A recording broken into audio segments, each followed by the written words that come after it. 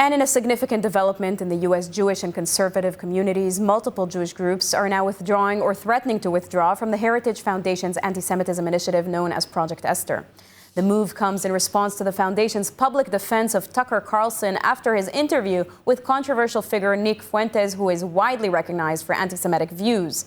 The resignations signal a major split between conservative think tanks and Jewish organizations over principles and trust.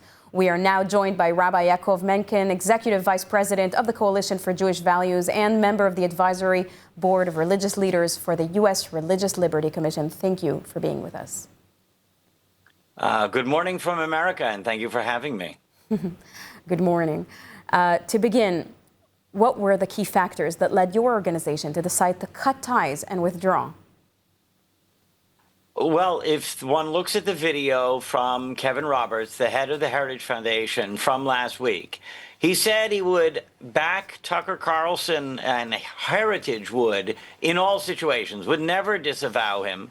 But after he set up a straw man and demonized Jews, those who were protesting Tucker Carlson's speech, as if they were a venomous coalition out to get Tucker. Tucker is obviously the one being venomous in this situation. If you look at the people he's now bringing on his show and the things he is saying himself, when he talks about Israel committing genocide in Gaza, he is joining the very forces that Project Esther is supposed to be designed to contradict and rebut and silence.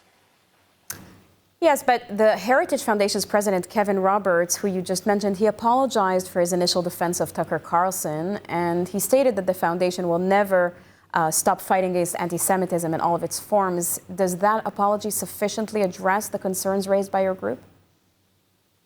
I would say it's finally a step in the right direction. For about 5 days, he was dodging around and not actually apologizing for it. Now he's realizing that, yes, Tucker Carlson says things that are honestly and truly evil against the Jewish community, and we cannot pretend that there's this idea of, no enemies on the right. That's great for political partisans, but if you're out there promoting values, and especially Jewish values, like we do as a Jewish organization, we're called Coalition for Jewish Values. We cannot pretend to be partisan. If we're going to call out Ilhan Omar or Rashida Tlaib, we're going to call out Marjorie Taylor Greene and Tucker Carlson when they use the same rhetoric. And what Kevin Roberts did was refuse to come in with that and even make us out to be the bad guys.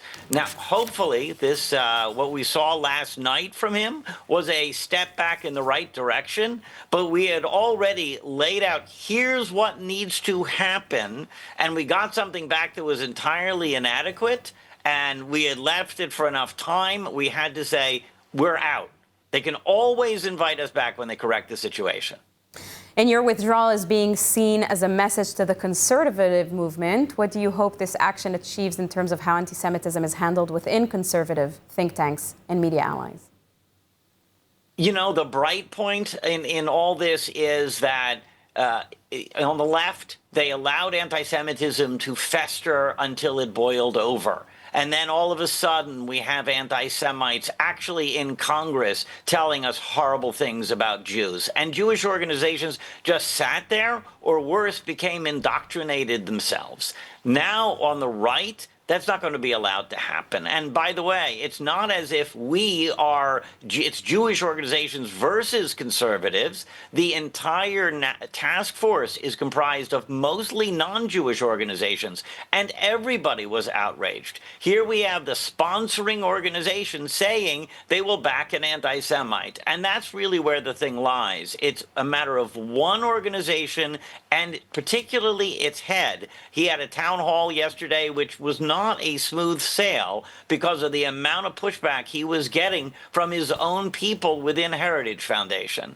So I think this is hopefully a teachable moment that anti-Semitism should never be accepted among decent American pro-values conservatives the way it has been accepted, sadly, on the left. Rabbi Yaakov Menken, thank you very much. Thank you.